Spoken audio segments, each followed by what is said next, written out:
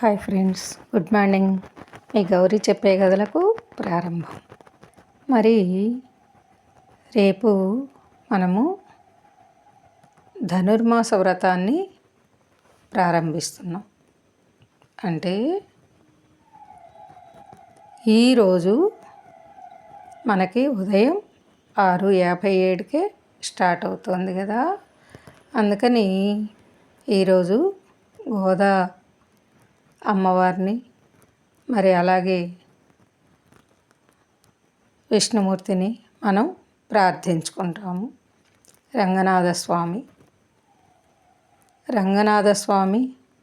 ఎంతో విశిష్టమైంది. శ్రీరంగంలో చాలా ముఖ్యమైన రోజులు ఈ ధనుర్మాసం. ఈ ధనుర్మాస వ్రతాన్ని మనకి గోదాదేవి ఆచరించి చూపించారు. చెప్తే విని చేసేది కాదు, ఆవిడ స్వయంగా ఆచరించి చూపించారు మనకి. ఈ వ్రతాన్ని ఆచరిస్తే ఏం జరుగుతుంది అనేది కూడా తెలియజేశారు. మన జీవితంలో సుఖ సంతోషాలు వస్తాయని తెలియజేశారు. అయితే ఈ ధనుర్మాసం ఏంటి? సూర్యుడు ధనస్సు రాశి నుంచి మకర రాశిలోకి ప్రవేశించేందుకు ఉన్న మధ్యకాలం ఏదైతే ఉందో దాన్ని మనం ధనుర్మాసం అని అంటాము. ఇదేంటంటే మోక్ష సాధన కోసం చేసే వ్రతాలు, పూజలు ఏవైనా ఉన్నాయి అంటే మనం తప్పకుండా పాటిస్తాం కదా. మనకు కావాల్సింది కూడా అది. అవన్నీ కూడా చేయడానికి ఈ కాలం చాలా అనువైన కాలం అన్నమాట మనకిది. అయితే ఈ ఆండాళ్ పాడిన తిరుప్పావై పారాయణం ఏంటంటే, మనకి ఆళ్వారులు అని చెప్పుకుంటాం కదా. 12 మంది ఆళ్వార్లు. ఈ ఆళ్వార్లో గోదాదేవి ఒకరు. అంటే శ్రీ ఆండాళ్ళ అమ్మవారు అన్నమాట. ఆమెని నాంచియార్ అని కూడా పిలుస్తారు. అయితే మనకి ద్వాపర యుగంలో శ్రీకృష్ణుడు తిరుమల శ్రీవారిని స్తుతిస్తూ ఈ ఆండాళ్ రచించిన 30 పాసురాలను కలిపి తిరుప్పావై అంటాం కదా మనం. అదేంటంటే ద్వాపర యుగంలో శ్రీకృష్ణుడు, ఈ యుగంలో మనకి తిరుమల శ్రీనివాసుడు. అయితే ఈ దివ్య ప్రబంధంలో ఆళ్వార్ల యొక్క దివ్య ప్రబంధంలో ఈ తిరుప్పావై ఒక భాగం అన్నమాట. మరి ఇది తమిళ సాహిత్యంలో వచ్చేసి దీనికి విశేషమైన ప్రాచుర్యం ఉంది. అయితే ఈ తిరుప్పావై మనకి శ్రీవారి ఆలయంలో నెల రోజుల పాటు ఈ తిరుప్పావై జరుగుతుంది. ఇందులో రోజు ఒకటి ఆయనకి వినిపిస్తారు, అర్చకులు నివేదిస్తారు. అయితే ఏంటంటే ఇక్కడ భోగ శ్రీనివాసమూర్తికి బదులుగా కృష్ణస్వామి వారికి ఏకాంత సేవ నిర్వహిస్తారు. మరి ఇది పూర్తిగా ఏకాంతంగా జరుగుతుంది. అయితే ఏంటంటే కలియుగంలో శ్రీ మహావిష్ణువు అవతారమైన వెంకటేశ్వరునికి ధనుర్మాసంలో అసలు ఒక్కరోజు పూజించినా సరే 1000 ఏళ్ల పూజాఫలం లభిస్తుందర్రా, అంత గొప్పది. మరి ఇది అందరూ కూడా చేయరు. మన పూర్వీకులు చేసేవారైతే ఇళ్లల్లో వాళ్ళని అనుసరిస్తూ మనం చేస్తూ ఉంటాము. అలాగే మరి శంకు చక్రాలు వేయించుకొని తీసుకున్న వారది వాళ్ళు కూడా ఈ తిరుప్పావై పాసురాలు పఠిస్తూ చక్కగా రోజు స్వామివారికి చేస్తూ ఉంటారు. ఇంకా చెప్పాలంటే ఇది ఈ మాసం చాలా గొప్పది. మనకి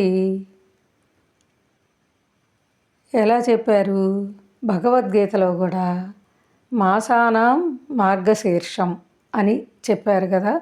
అన్ని మాసాల్లోకి ఉత్తమమైనది మార్గశిర మాసం అని శ్రీ మహావిష్ణువు స్వయంగా తెలియజేశారు. అయితే ఇక్కడ మనం ఇంకొకటి కూడా గమనించాలి. ఈ ధనుర్మాసాన్నే శూన్యమాసం అని కూడా అంటారు కదా.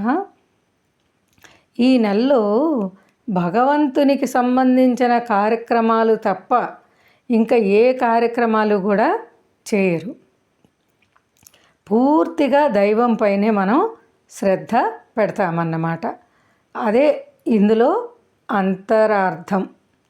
అయితే ఏంటంటే ఇంకా ఇక్కడ మనకి ధనుర్మాసంలో ఎలా చేయాలి, ఏంటి అసలు ఈ విశేషం ఏంటి, ప్రాధాన్యం ఏంటి అని చూస్తే ఈ నెలలో దేవతలు సూర్యోదయానికి 1:30 గంట ముందుగా నిద్రలేచి బ్రహ్మముహూర్తంలో శ్రీ మహావిష్ణువుని ప్రత్యేకంగా ప్రార్థిస్తారట. అందుకని ఈ నెల మనం కూడా అదేవిధంగా పూజించటం అనేది జరుగుతోంది. ఈ మాసానికి సౌరమాసంలో ఒక ప్రత్యేకమైన ప్రాధాన్యం కూడా ఉంది. అయితే ఏంటంటే మనకి ఈ నెల రేపటి నుంచి మనకి అంటే ధనుర్మాసం 16వ తారీఖు నుంచి ప్రారంభమవుతుందరా. అయితే తిరుపతిలో రోజు సుప్రభాతం జరుగుతుంది కదా. కౌసల్య సుప్రజా రామ అంటూ ఈ నెల మాత్రం దాని స్థానంలో తిరుప్పావై పఠిస్తారు. అది శ్రీ మహావిష్ణువుకి మాసోత్సవాల్లో అత్యంత ముఖ్యమైనదిగా ఇది భావిస్తారు. చాలా గొప్పగా ఈ మాసమంతా కూడా వైభవంగా చేస్తారు తిరుపతిలో కూడా. మరి ఈ సుప్రభాత సేవలో తిరుప్పావై నివేదిస్తారు కదా. మరి అలాగే ధనుర్మాసం సందర్భంగా శ్రీవారికి ఎన్నో విశేషమైన కైంకర్యాలు నిర్వహిస్తారు. మరి ధనుర్మాస విశేషాల గురించి మనం కొద్దిగా తెలుసుకున్నాం కదా. అలాగే ఇంకా వచ్చేసి మనం ఈ తిరుప్పావై గురించి తెలుసుకోవలసిన విషయాలు ఎన్నో ఉన్నాయర్రా. మనము లాస్ట్ టైము తిరుప్పావై కూడా చెప్పుకున్నాం. 30 పాసురాలు, వాటి అర్థాలు అన్నీ కూడా చెప్పుకున్నాం. అయితే ఇక్కడ వచ్చేసి మనము మొదటి రోజు తిరుప్పావై పాడుకుంటాం కదా. అయితే ఏంటి ఫస్ట్నే మనం మొదటి పాసురం ఏమని ప్రార్థిస్తాము గుర్తుంది కదరా. చక్కగా ఆ పాసురాన్ని అనుసంధానం చేసుకోవాలి. ఒక్కసారి దాన్ని మనం ఏంటో చూద్దాం. మొదటి పాసురం అందరూ కూడా ఈ పాసురాన్ని చక్కగా వింటారు కదా. విని మళ్ళీ దాన్ని మననం చేసుకొని తప్పు లేకుండా చక్కగా ఈ పాసురాన్ని పాడాలి, అప్పచెప్పాలన్నమాట. స్వామివారికి ఈ పాసురంతో హారతి ఇవ్వాలి.